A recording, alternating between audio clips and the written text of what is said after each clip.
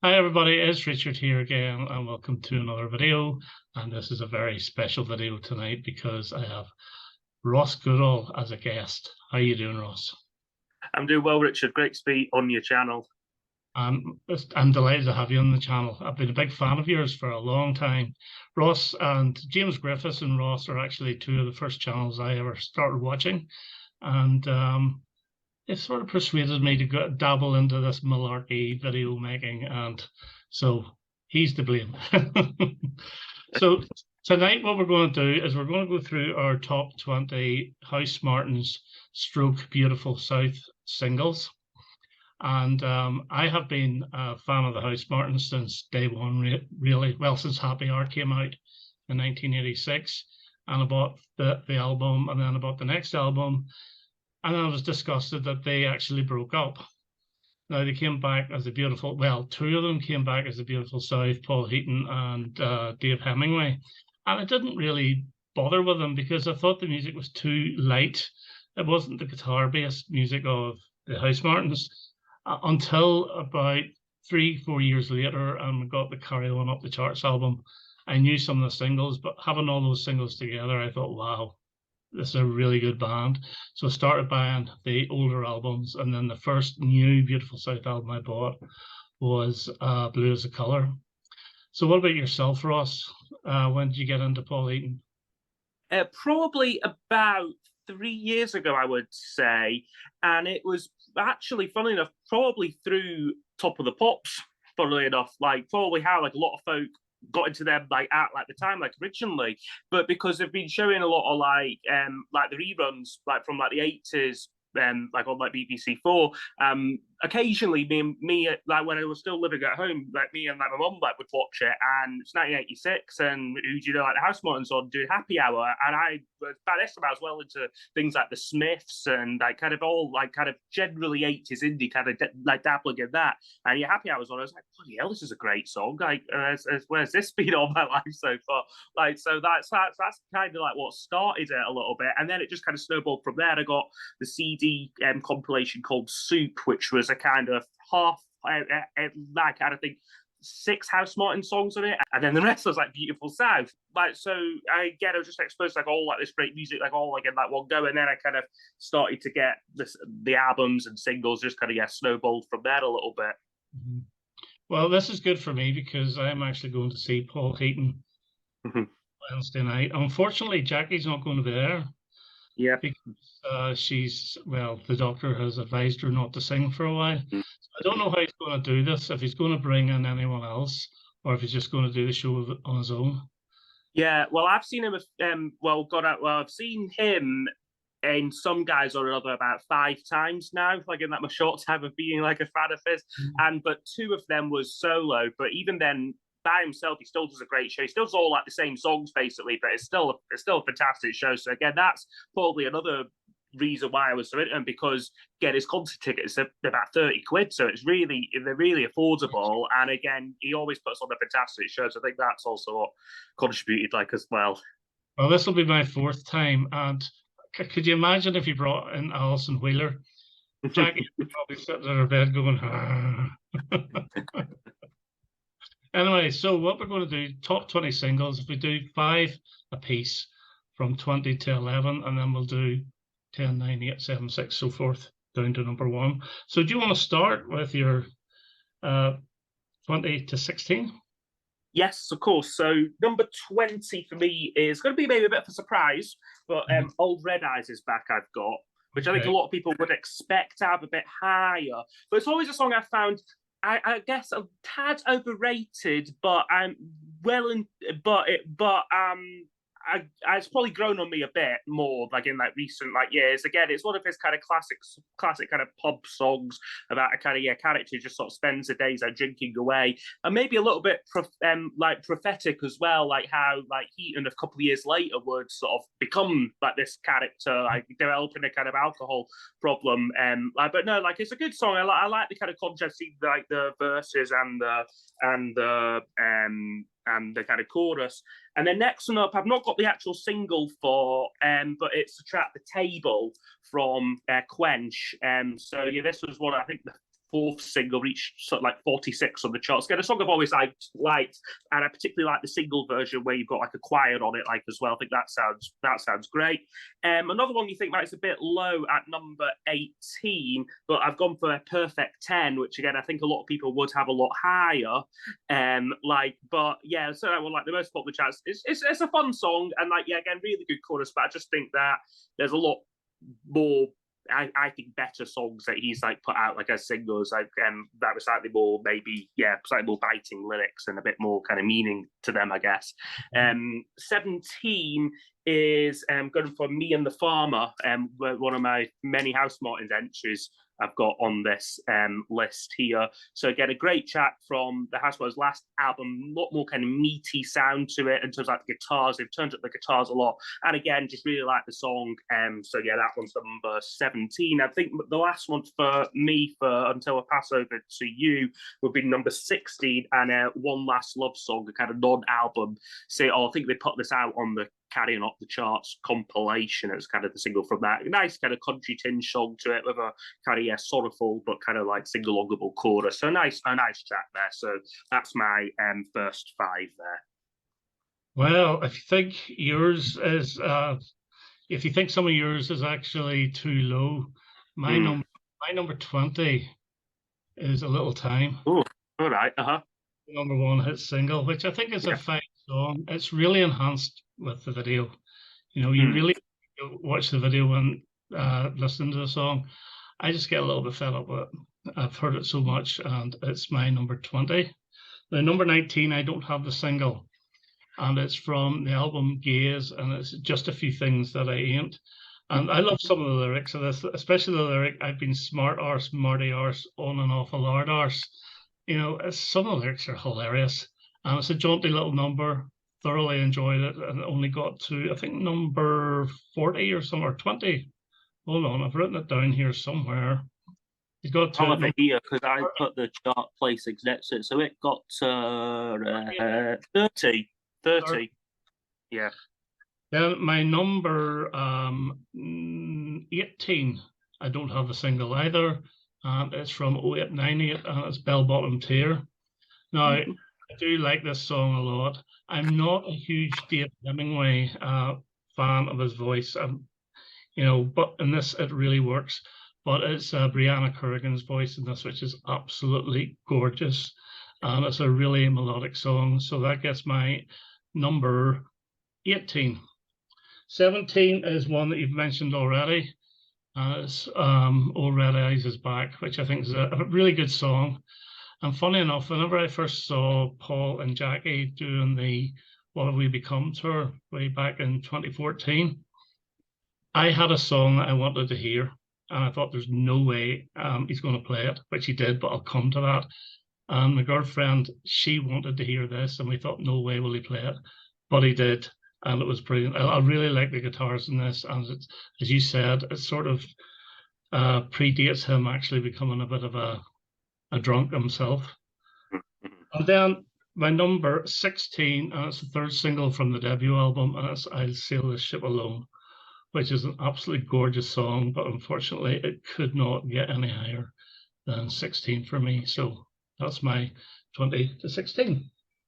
Interesting, very good. So so I'll go next 5 up to, what would that be, 11. So again, what you've already mentioned, but yeah, 15, I've got A Little Time here again for kind of similar reasons a little bit. Of course, I've maybe not quite overheard it as much, but again, they're only number 1 single, but a real shame because it was like the only one which he had almost as like, I was going to say like had nothing to do with, but of course he wrote it, but it doesn't appear on in any form basically. So it's a real shame. It's very much a kind of Brian Corrigan, Dave Hemingway show this, but a nice song though, and like a great duet between them. But again, the music video like is a big part of the song. Number 14, I've got F5 Get Overexcited, which was the lead single from the last Housemartins album. Again, maybe took a bit to grow on me. I think at first I kind of thought, oh, it's just like, especially like that chorus, it's like a bit of a rip-off of like All You Need Is Love, like the fun. It's very similar kind of. I never realized. Have you not heard that? Yeah, no, that was the first thing I thought of when I heard that the song for the first time. I thought, this is the Beatles. Never dawned on Wow. me. But Okay. you're right. It's true. Yeah. But no, like a good song, which again has probably grown on me a bit more since I've become a fan. Where we at now, number 13. Again, one we think might be a bit low because it is one of their classics, Rotterdam. Jackie's signature song. I mean, yeah, again, a good song again. It's probably grown on me a lot more since I've become a big fan of theirs. Again, great lyrics and yeah, just again a all round really nice song. And then number 12, I've got We Are Each Other, one of the singles from 0898. And again, this was funny enough, one of their biggest US successes. I think it got quite high on the alternative Billboard charts or whatever they have like over there. Like a really good song, which I've always really liked the instrumentation on it, and again, like just like kind of like the vocal, thought yeah, very good. And last one for this, until we get into my top 10, is again one people might think is a bit low, but I've actually got Happy Hour, which again probably suffers a little bit from overplaying, perhaps, like when I was kind of just getting into him. But no, there's no denying this is a great song. You know, I kind of like the office kind of lunchtime kind of drinking culture. Heaton like had worked in the office kind of prior to like the Housemartins. It just kind of didn't really want to be part of that, you know. It kind of spurred him on to kind of like make the Housemartins like a success. But yeah, for me this one falls just outside of the top 10. Okay, well, my number 15, I'm going to have to buy the single now because I didn't realize that it was different to the LP track. I have the Table from Quench. I didn't know the single version was different at all. Again, the lyrics of this, I have to read these out because I think it's really, really good. Tables only turn when tables learn. Put me on a bonfire, watch me burn. Treat me with some dignity. Don't treat me like a slave, or I'll turn into the coffin in your grave. Now that is hilarious. I think it's so funny saying, but imagine writing a song about a bloody table. That's all it is. It's a song about a table, and the table's going to get sewn back by saying, I'll be your coffin. So that gets my number 15. My number 14, and it is from Quench again, and it's Dumb. And I really do like this. I think it's got a bit of a 50s sound to it. And at the end of it with the bells on it, it sounds a bit Christmassy as well. I think it's just a really good song. And I remember this out at the time and I just raved about it. So that is my number 14. Okay, number 13, and I don't have the single, but it's Rotterdam as well. Lovely song, as you say. It's Jackie's signature tune. Really nice, lovely acoustic guitar, sing along, really good. They play it every time I've seen them in concert. I could give it a rest for a while, but still, it's a very good song. Now, number 12 is my first Housemartins one. And this almost paves the way to the beautiful South as billed. In fact, you could almost think this was a beautiful South song if you didn't realize it was the Housemartins. Absolutely brilliant. And it's a brilliant song in concert as well. Very great to sing along to. And my number 11 is Don't Marry Her, which I think is better live. I remember seeing, was it in Jules Holland or some of those programs, them doing a live version of this, and it sounds so much better with the bass. The bass was really high up. One thing I will say is I detest the album version. I hate All it. right. There's no need for it to use the F word. This is far, far better. And that is my number 11. So, don't I go 10, 10, 9, 9, 8, 8, and so forth, and we'll rattle through these. Sure, sounds good. So, yeah, my number 10, one you just mentioned there, Build, I've got. Again, exactly like you say, very much paves the way and is a kind of precursor to a lot like the Beautiful Side songs. I think in the sense that you've got Dave Hemingway singing the kind of chorus bit, like off it, kind of like doing like the counterpoint to Heaton, very kind of similar kind of thing. The thing that they would do on like Song for Whoever, like the Beautiful Side's debut single. Again, just a song I really like about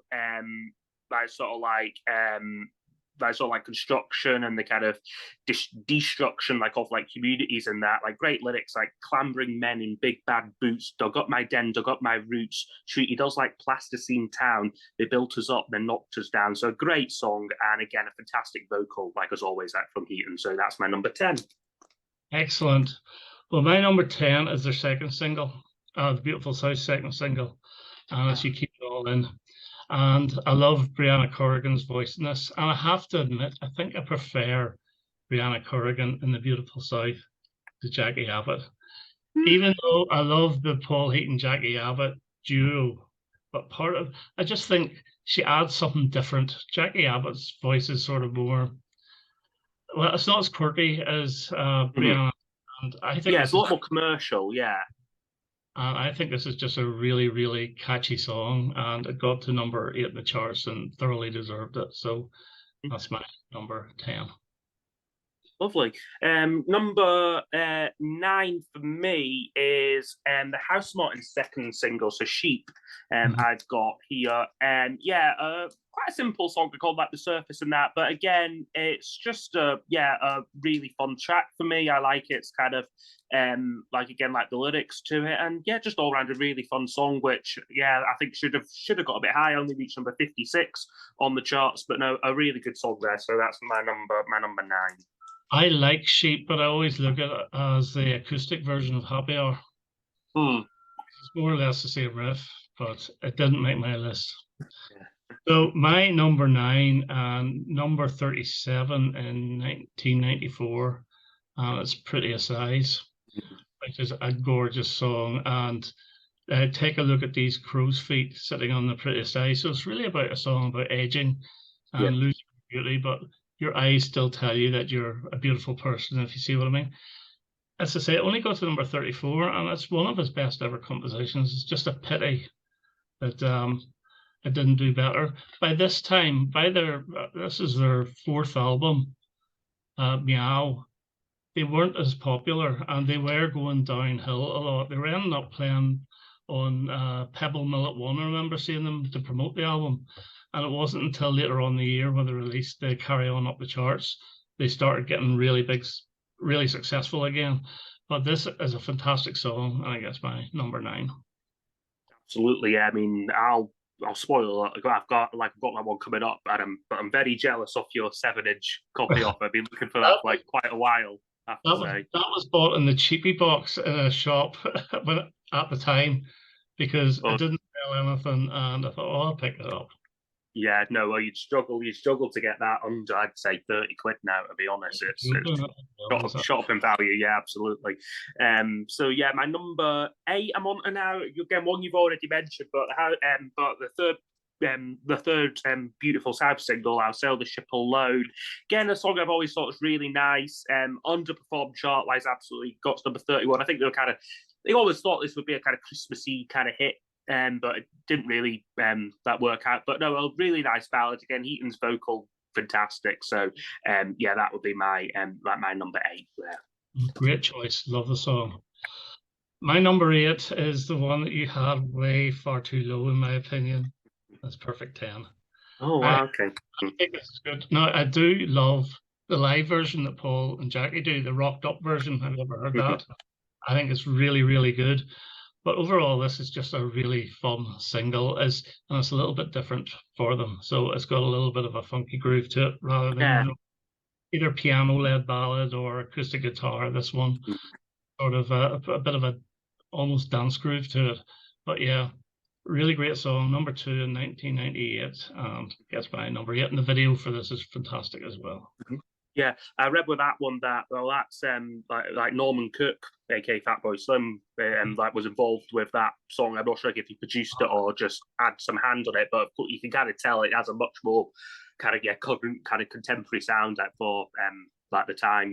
So my number 7, again, one I probably it's grown on me a lot, but probably I'm maybe a bit biased of letting the live concerts inform my kind of place of it, but I've got Caravan of Love at number 7.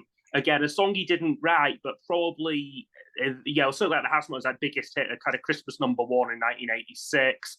No, actually, no, that's a lie. Actually, I think it was number 2 at Christmas, and then because it was. There's a lot of debate about that, whether it was that or Reek Petite that was number I'm going with that. I don't care. Yeah, I'd say this one. Yeah, absolutely. But yeah, like what I'm saying is, yeah, again, it's a really rousing song. This again, it's really growing me, but probably because it's so great live. Like, I mean, like they got the whole crowd belting it out, and that it's just a really that wonderful moment. Like in like the show, they always kind of tend to close with it.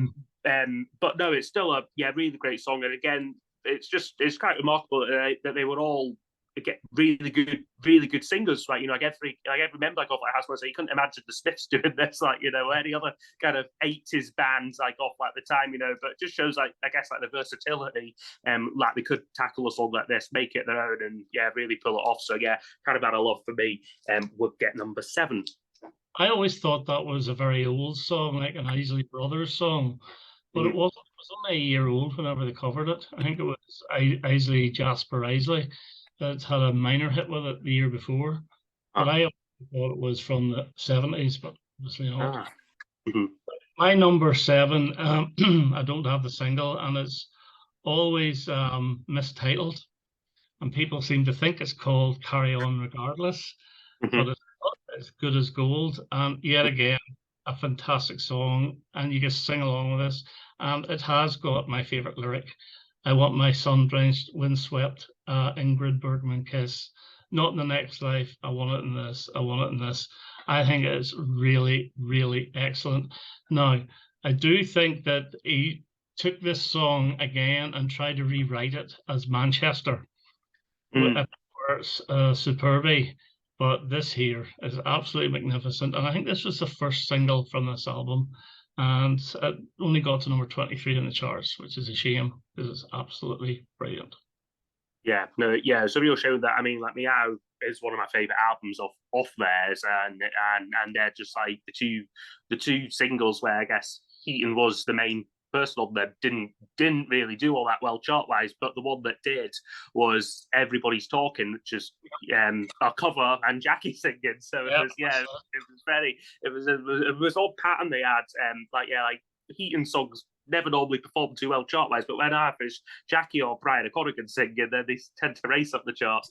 But anyway, I've got one now. Number 6 is Beautiful South's second single, You Keep It All In. Another great song, like as you've already said, and very much establishes the kind of Beautiful South's kind of trademark of the kind of like the duet kind of sort of like it's kind of like this sort of like this bickering couple kind of like duet kind of thing, like what they have like going on. But again, really great music to it. Like I probably prefer live versions of it because there's a bit more oomph to it. The actual recording it is quite laid back of that, but I suppose there's a place for both versions. But no, again, a really good song, and reached number 8 on the charts, and yeah, great track. So number 6 for me. Well, my number 6, you mentioned that it's quite low down for you, and it's Five Get Overexcited by the Housemartins. And as I say, I didn't realize it was All You Need Is Love, but I still love it. I think it's catchy as hell.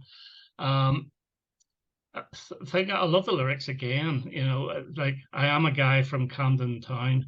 My hair is curly, but I gel it down. My clothes are black, but my bread is brown. I'm really into early Motown. It's that last lyric. I'm really into early Motown. It just makes it. It is so catchy. Now I remember when this came out, I was slightly disappointed. But this has really, really grown on me. I know it is catchy, and you would think you'd get sick of it, but it seems to get better and better for me, and that is my number 6.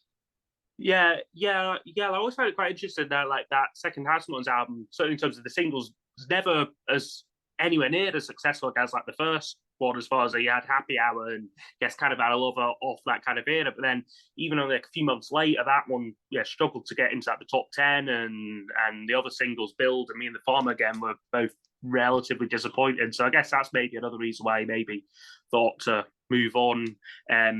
But anyway, number 5 for me, again, a song you've already mentioned, but I've got like Good as Gold here. Again, a track out, like as we've already said, like underperformed chart-wise, but it's a bouncy little number with, again, a great sing-along chorus. Kind of like I've seen, like, I think I've got a book about him, or maybe seen a documentary, kind of about like, as like you say, sort of like skepticism over kind of like religion. He sings it like he, like I say, like like as you said, like he wants like a sun-drenched, windswept Ingrid Bergman kiss, not in the next life. I want it in this. So kind of wanting to live like your life, like as it is like now, kind of thing. So a great track, and yeah, like always been like one of like my favorites. And just a wee shout out to the B-side, Love and Judd, I think is fantastic if you're not familiar with it. So I want to check out there, yeah. And I'm jealous of you having that single, by the way, because I would love it. So, top 5, right. My number 5, and it's exactly the same reason as you gave, I think was your number 7. Mm-hmm. Band of Love. Now, whenever I first saw them live, the first time, that's Paul and Jackie. They all, at the very end, they came down to the stage, and I thought everyone was coming down the stage to give a bow and walk off. But then they started into this, and I thought, oh my God, this is unbelievable. And I was hoarse because I was singing my head off at this. This is brilliant live.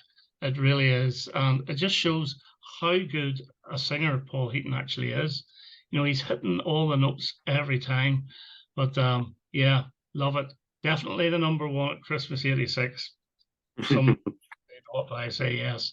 So that's my number 5. And that's Caravan of Love.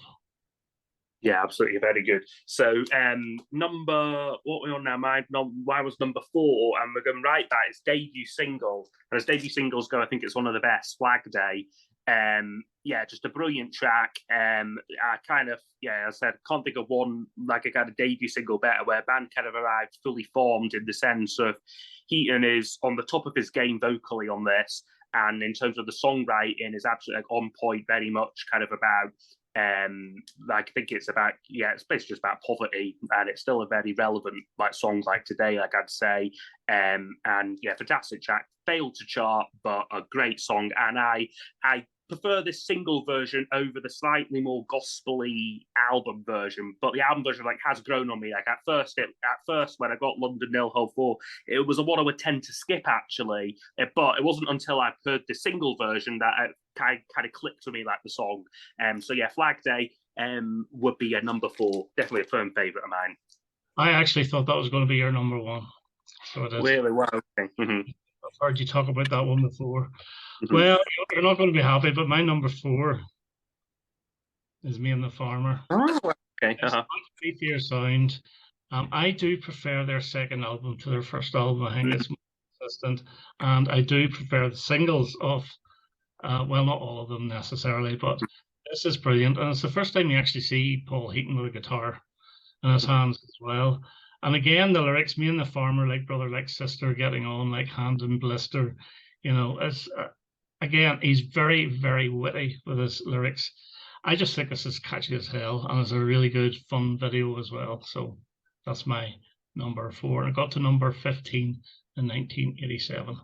Mm-hmm. Yeah, lovely. Yeah, I mean, like as you say, I probably tend to agree with you. As I do prefer the second album, like as a whole, but I probably prefer the singles from the first album, in the sense that we probably see like what I've got kind of coming up and what's still to come, like in like my like list. But yeah, I would say first album's a bit samey, but second one they do kind of branch out a little bit musically and kind of embrace different sounds and stuff. So yeah, that's my 2 cents on that. But my number, what was on number 3? I've got the Beautiful South's debut single, Song for Whoever here. Yeah, one of their most popular songs, and a very clever, very subversive kind of track. You know, it's kind of on the surface, it sounds like a kind of soppy ballad, and I think a lot of people have this as a kind of soppy ballad like as a wedding dance or those kind of things. But we actually listen to like the lyrics, it's very biting, about a kind of selfish songwriter kind of uses these like relationships like solely to gain like material, like for writing songs, like things like deep, so deep, the number 1 I hope to reap depends upon the tears you weep, so cry, lovely cry. Great song. And I think Dave Hemingway does this one really well. Like again, I think like his voice is well suited to this song. He's got that kind of very quite sweet and arguably a bit bland voice, but it fits the song because it's supposed to sound like a kind of bland love song, like, but it's just a subversion of that with the lyrics, which I think is just a masterstroke. So yeah, great song, and again, one of his bigger hits reached number 2 in the UK. Excellent song.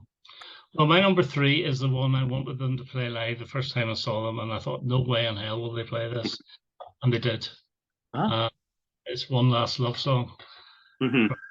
Carry on up the charts. There's something about this. I know it's like a waltzy number. It's almost a little bit country as well. It's sing along, but I love it. Absolutely love this. And again, whenever I saw them playing live, I sang my heart out to this. And this got to number 14. So it didn't do too bad actually at the charts in 1994. So that's my number three.